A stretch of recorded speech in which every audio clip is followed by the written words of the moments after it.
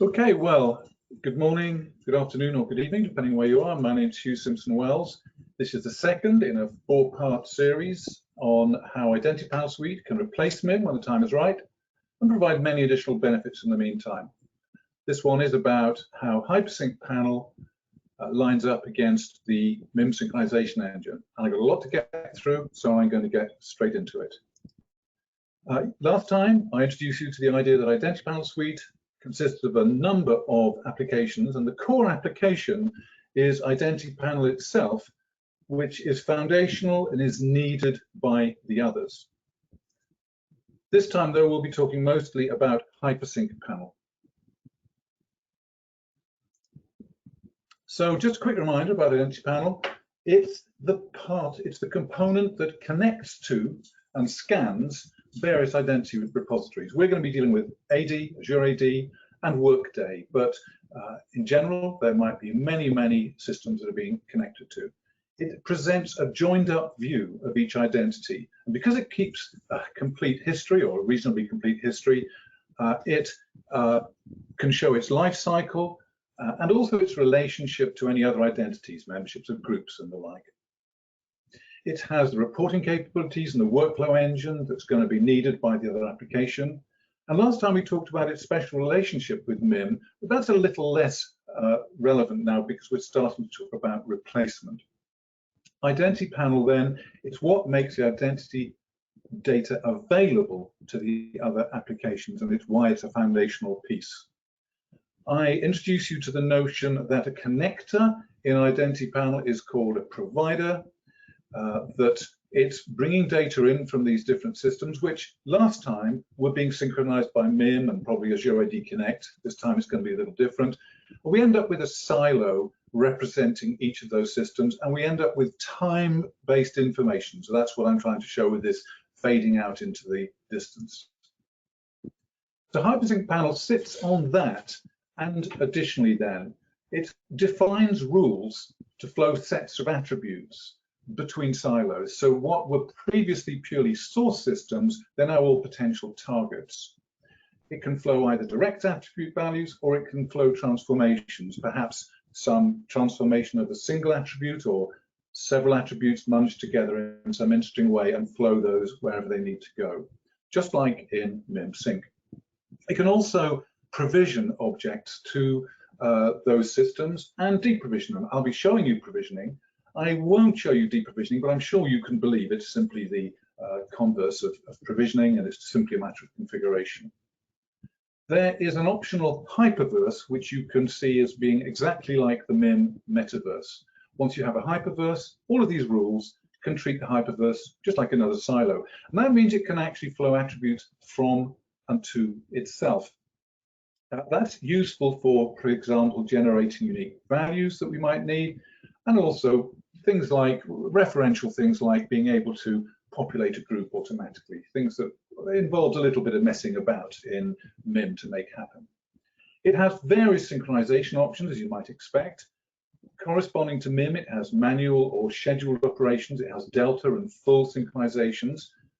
I'll be talking a little bit more about how it doesn't always make a difference which you choose. And it has also some quite advanced simulation modes, a bit like the MIM synchronization preview, but a lot better. By the way, it supports password synchronization to legacy systems, just like the MIM PCNS, but I won't be actually showing that. There's too much to show you. So my diagram now gets modified to show that we're going to have a hyperverse silo. We're also going to be bringing data into that from the various silos and flowing out to other silos. The hyperverse, just like the metaverse in MIM, gives a simplification because you can do all of your interesting transformations as imports into the hyperverse. They're then just available wherever they're needed. You've also got a go-to place to look at all your authoritative data. I want to draw your attention before I get into demo of some differences between HyperSync Panel and MIM Sync. The first is the most dramatic, which is that it is simply lightning fast. Regular full syncs are normal. If you know MIM well, you'll know that full synchronizations are a problem. not usually practical. MIM synchronization service can be very slow depending on the exact amount of data and the configuration of that data. It supports event-triggered workflows, for example, based on a date transition or a time transition. That's a harder thing to do in MIM. It's certainly not supported out of the box. There's a difference in the way rules are defined, and this is harder to explain, but we will demo it. Rules are defined in terms of flowing from one or more silos to another system. That's in contrast to MIM, where you take a management agent, you explicitly define all the imports and exports for that management agent in one place. This gives you a lot more flexibility. Also, it's entirely configured in the UI, no code needed, whereas in MIM, in all except what I would consider to be some unusual circumstances, code is needed. Rules, or sets of rules, can also be temporarily disabled. There's no equivalent feature in MIM, and that's very useful for developing, testing, and so on. There are several simulation options, which I'll talk more about. One of them is a little bit like the commit and preview that you have in MIM, except there are a couple of ways of doing it that are more or less analytical, and also it maintains a history of what happened. Nothing really happened, but it maintains a history of the activity afterwards, which again is very helpful when you're analyzing what's going on, whereas in MIM it's ephemeral, it disappears. You can also place a rule or a whole set of rules into simulation mode and just have them sit outside the synchronization for the moment. One of the curious things about HyperSync Panel is that the philosophy of synchronization is rather different, and sometimes more than one sync is needed. That's okay because it's so quick. The best way to think about this is that sometimes you need a synchronization to set up the data in one silo for synchronization to happen to another silo. It's not a problem, it is a difference. Only one sync is needed in a MIM synchronization service. And the last thing to say is that while the hyperverse is optional in the HyperSync panel, giving you a little bit more flexibility, it is usual to have one for all the reasons that there is a metaverse in MIM. So we're going to be looking at this setup. We've got a Workday, an AD, an Azure AD, and we're going to look at how we can synchronize between them. So now we'll go to demo, and this is what we see when we first get into Identity Panel, the dashboard. I'm not going to spend any more time on the dashboard. I dealt with that last time, except to say that up here you've got your schedule. You can run your regular schedule, or indeed any of your maintenance schedules or whatever from here, and they will have steps that you can see correspond to a schedule in MIM. Whereas in MIM you have imports, syncs, and exports, here you have scans and syncs. Exports are implicit, they're part of the synchronization. Now, you might notice that I'm scanning Azure AD and AD, but not Workday. That's because I haven't got a real Workday. It's very hard to set up a Workday in this circumstance. I've simulated it, and we don't need to worry about that. It's, to all intents and purposes, it's the same, and in a real situation, it would all work perfectly sensibly. But normally, of course, that schedule is going to be, well, scheduled. So if I go and find the definition of that very same schedule, that's this one here, a number of scans and syncs, all Delta, by the way, then I would typically set up the times it's going to happen, and I could say start at midnight and go every 5 minutes or 15 minutes or whatever I want, or I could say start at 8 in the morning, finish at 5 in the evening, whatever I want. And then I could have different schedules for maintenance tasks like truncating logs, sending emails, sending reports, indexing, things like that. There are a couple of ways there that I could schedule. Now, I'm going to use neither of those for a reason that I'll come to very soon. Let me remind you about a key view in this, and it is the time traveler. Sorry, I made some changes there, and I just need to, refresh that, and we'll get there in the end. And I'm afraid my internet is playing up, and here we go. And I'm going to search for the guy that we dealt with last time, who has the unlikely name of Einstein. and I'm going to look at the object in Workday, and it will bring up all the corresponding objects in the other systems. I don't want to see this right-hand silo today, so I'm just going to use this slightly different view, and I'm going to drag the hyperverse over to the left because that's where I like to see it. So the first question we might ask is, how did this get here? And the next is, how are the attributes kept up to date over time? Well, the second question is the easiest to ask first, and so that's the way I'm going to do it. And I showed you last time something called contrails. Click the wrong thing there, contrails. And if I click something like department, it'll show you how department flows through. If I show you something like first name, it'll show you something much more complicated, and we'll come to why that is shortly. I don't want to take that any further just now, but we'll come back to this. That just gives you your initial view of what's going on. To really understand it, we have to go to settings. Actually, what I'll do is I'll open something new there so we can come back to this. I'll go to settings here. And there are lots and lots of settings, as you might expect. Again, it's taking a moment to come up because I'm really stressing my internet here, and I am going to go to HyperSync Panel. Now, this is where all the configuration of HyperSync Panel takes place. There's a number of tabs here, and the first of them, Settings. We've just got a few basics to get over. Here we've defined the HyperSync schema. Just like the MIM schema, you can define the objects and attributes that you want, with a few minor differences. But you can also define a bunch of scope filters. These are simply reusable filters that save you having to repeatedly put the same conditions in over and over again. So if I need to refer to the group of people that I call HR people, I can define a scope for that. It's a rather simple one. It simply says if they've got a DN in Workday, then they're an HR person. Here's a slightly different one. This one says if either of these attributes is true, then they're a corporate person. And that's another one that I could repeatedly use. I've got active people, inactive people, so on and so forth.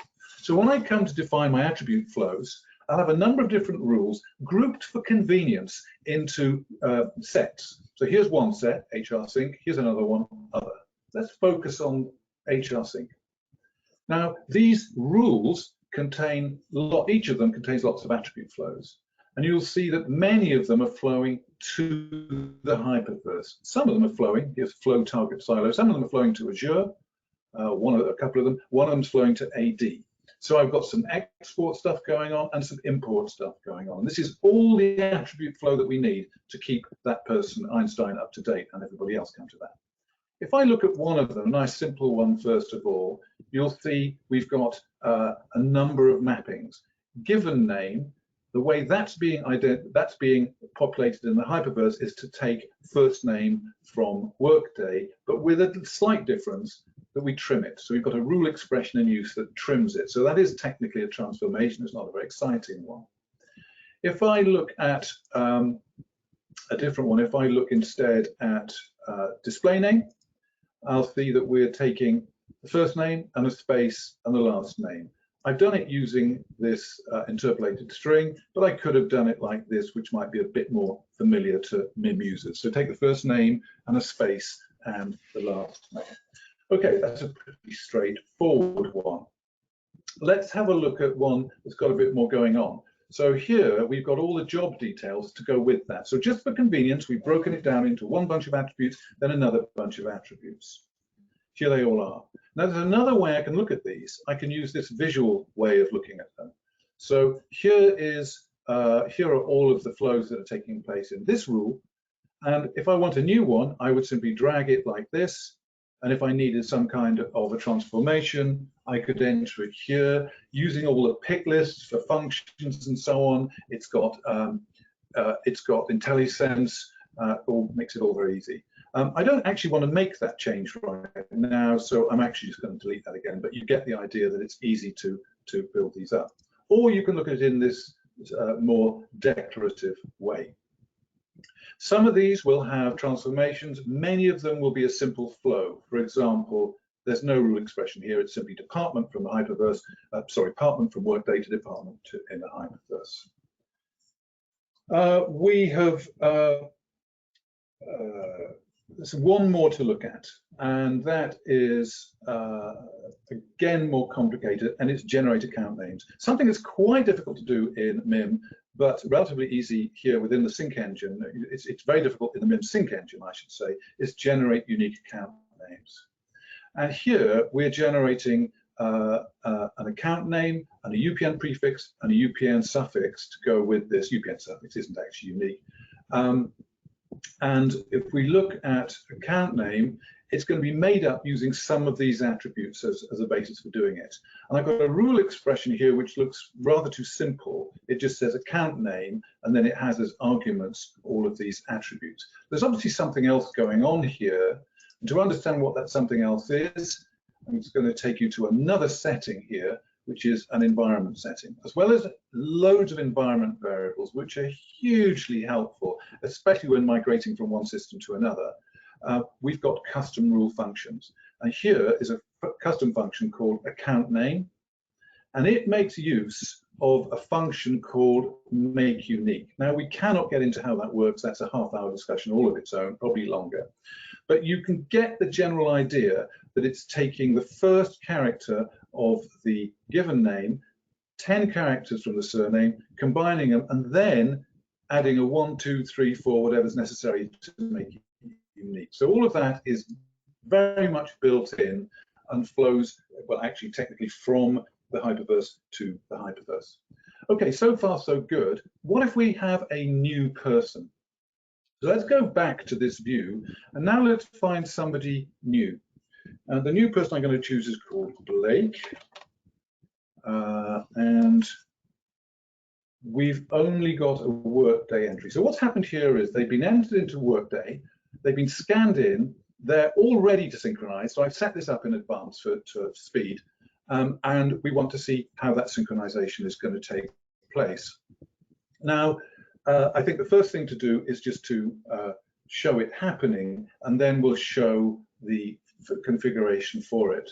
Now, logically, what I might do now is just run a synchronization for the whole system.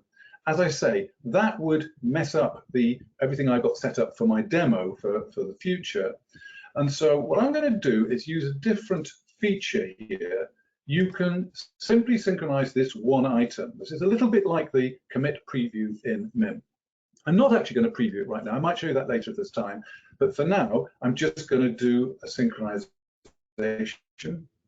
And as I've said before, sometimes you do more than one synchronization. I'm actually going to do a couple of synchronizations just for good measure. So with a bit of luck, the synchronization's taken place, and if the demo gods are with me, there we have the synchronized item.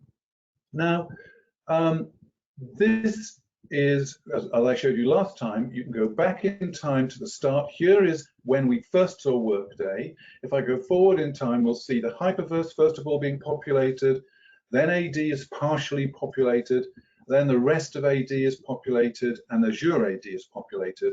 And so in this way, we see how the provisioning of these new items took place. To understand that, of course, we have to go back to our configuration setup here. And this time we're going to look at stateful sync rules. I have a bit more to say about that in a moment, but they're slightly different type of rule. Again, I've got my HR sync rules, and here we are provisioning AD, here we are provisioning Azure AD from this time, the hyperverse, and from AD as it happens. You can go from to wherever you want to. Let's look at what a provisioning rule looks like. First of all, you've got a condition here which says that in addition to this being corporate people, this is the scope for the rule overall, in this particular case, we are only interested in ones where as yet they're not in AD, but they're well properly set up in the hyperverse. They've got an account name, they've got a UPN prefix. So this is a little bit like the code you might be familiar with in MIM, where you look to see if one exists already. What we're going to do is configure all of the data we'll need to create a user initially, a DN, an employee ID, a display name, a SAM account name, and so on. All of these are just either taken straight from the hyperverse or they are created as transformations. Let me show you one which is very unusual. Unicode PWD. We're going to generate a random password. I haven't really got time to go into this, but that is just a custom rule, and you can write whatever custom rule you like that generates a random password that you would like. I've also got manager mail, which will come in useful in just a moment, but that is the mail address of this person's manager. Okay, let's look at where we go with that. Down here, we've got sync actions. So these are the actions that are going to take place within this rule. And I'm adding an AD account. That shouldn't be a surprise. And all you have to do is fill in a template. We're not writing code. There's the DN we just developed. There is the Unicode PWD, which was encrypted and so has to be deciphered in order to be able to send it to AD. There is user account control, normal account. We want employee ID, display name, and user principal name. All great stuff. That is all we need to do to generate our new user. But I could do something else here. I could send an email as part of this. So I'm now creating a new process action, and I could use as my recipient manager mail. I could call this send password. And I would put in who it's from, I would put in a subject, and blah, blah, blah, blah, blah. But I am going to simply, well, I say simply, I seem to have closed something that I need there. And if you bear with me just a moment.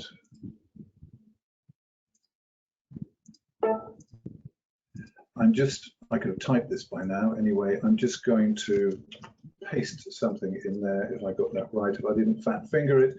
And you could do something like this. Your new employee called, and then I pulled the display name attribute, has an initial password, and then again I pulled that password. So that's the kind of thing that you can do. There are lots of places where you might want to send emails. I will show you a very different email as a typical email that you might see from the system. This is one where, and this shows you another idea, you can set thresholds. So there is a threshold of 10 deletes, or sorry, of 10 users to be disabled, and we've got 195 actions that it's found. So it's sent an email saying, well, look, these are all the people who are about to be disabled, and you can even approve and reject them given the right software here. That does require access panel as well. So let's leave that and say that we've had a look at how a provisioning action takes place. You might ask reasonably, well, what is this stateful sync and attribute flow thing? Both of these are state rules. Event trigger here is your, I'm just going to refresh my screen again because I was making changes there that I don't want to keep. Here you can have event-based rules based on a change to a piece of data or based on a data transition. But these two over here are both stateful rules, state-based rules. It's just that attribute flows are a special case. We don't have to explicitly say, oh, and update the object, because it's obvious that's what you want to do with all those attribute flows. Let me a couple of quick additional things to say before I try and wrap up. I've got here a couple of other stateful rules. There's disable a user and enable a user, a pair then to handle disabling and enabling Azure accounts. I just want to show you that the condition here is that you've got somebody who is enabled, but they should be disabled because they're an inactive person in the hyperverse. And here, what we're actually doing is we are disabling the user, which is another template to fill in, and we can even revoke sign-ins automatically from here. And if that isn't enough, you can also run some PowerShell of your own, which might go away and do a lot of other damage to that user in other systems. A few other things I want to show you before I wrap up. You can disable an entire set of rules or an individual rule. You can also put an entire set of rules into simulation mode, or you can put an individual rule into simulation mode. The other thing, if I go back to our friend here, let's take a look now at the thing we didn't complete, which is, I'll just go forward to the now state of this. You'll remember that when I showed you, when I showed you contrails, I said it looks a bit complicated when you look at something like first name. I think now you can probably understand what's going on here is that we are generating these unique names, like, for example, and I haven't got hyperverse in the right place here, but we are generating the account name using information already in the hyperverse, and here you can see how that's done. And I briefly showed you that account name example, which is, of course, itself a custom rule, so you'd have to follow through to see what that was. And then the last thing I want to show you is if I find another new person, so we could find somebody called Dana. This is another person that's recently come in from Workday. And if before I actually really synchronize them, I could do a preview sync. Now the preview sync will give you all sorts of information here. And for each rule, we'll tell you, well, first of all, whether the rule is, I can't seem to scroll there, whether the rule is enabled. We've got one that's disabled there, one that's enabled, whether it's in scope. If we were to look at disable inactive account, we'd probably find that they were not in scope, and so that's just not going to happen. And if you were to look at generate account names, you'd say it is in scope, and here's what it would actually generate. In this case, there's nobody called Dana in here before, so she'll just get her unique values that she'd probably like. So one more thing to say is that if that looks like a little bit like some kind of simulation in MIM, it's a good bit cleverer, because if I go to history now, I'll find there is actually a history for that. And if I click through to that, you can see that that it is simulated true, and you can examine, see that it happened and examine the results and so on here. Okay, far too much to show you in the time available. So at this point, I'm going to go back to PowerPoint, and I just want to leave you with some key points, and then I'll try and answer the questions. There are a few questions. So first of all, cloud-based by design. It's highly performant. It can coexist with MIM or replace MIM, and you can gradually move workloads over from MIM sync to HyperSync Panel. So here, for example, we might have the legacy system still handled by MIM, and by the way, still monitored by Identity Panel, and we could have HyperSync Panel taking care of some new, perhaps cloud-based HR system or whatever. Great UI features for viewing configuration, great options for synchronization, enable, disable, and simulation, and no code.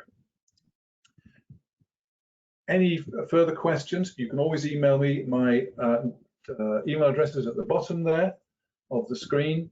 We will be forwarding you the recording, a link to the recording. You can forward that to your colleagues if you like. If you have any particular needs you'd like to discuss, you might want a personalized demonstration. I think we're going to put up a poll. I don't know if that's happening now. I think we're going to put up a poll to see if any of you would like to say now whether you'd like one.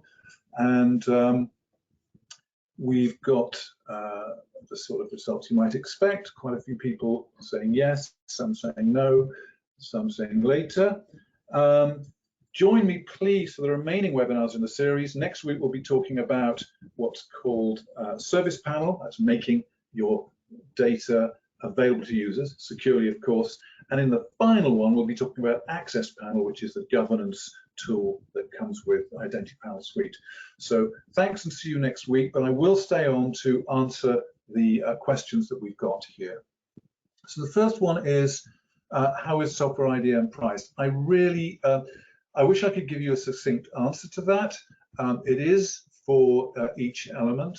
It is also by provider. There is a tool for doing it, and I will make sure I send some details out about that. I don't want to just throw out a number here. Can you add data validation on connector sources, for example, pulling from an HR system where they've added trading spaces or diacritics, etc.? Absolutely. There's a very rich function language which would allow you to take care of that kind of thing. I actually showed you, I may have done it too quickly, but I showed you the trim function which just dealt with the trailing spaces and so on. Diacritics, yeah, that absolutely can be dealt with. Is there a migration support to move from a full MIM 2016 portal service and sync engine build into software IDM? There is nothing automated. I'm afraid the philosophy of the two systems is sufficiently different. What I would say is there are tools you can use for documenting your current build. We produce one. There's also one available open source, and you can use that as the basis for building what you need to build. It certainly, having a MIM implementation makes it much easier to do a new implementation in HyperSync Panel than starting from scratch. Next question is, with all the improvements Microsoft are making to Entra and its lifecycle management features, do you think it's worth waiting for that to be feature complete if moving away from MIM, or use this?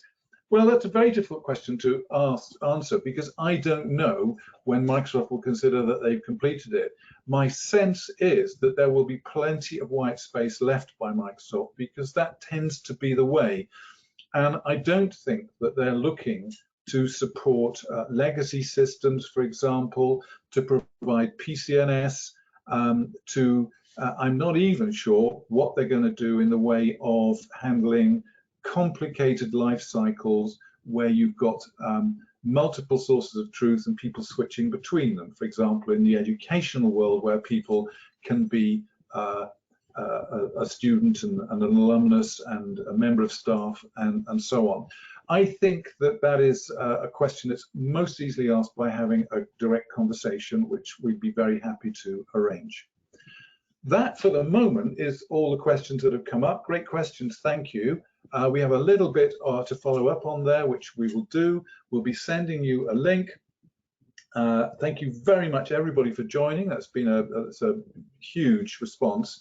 And hope to see you next week when we'll be talking about the other features of Identity Panel Suite. Thanks very much, and good night or good day, wherever you are.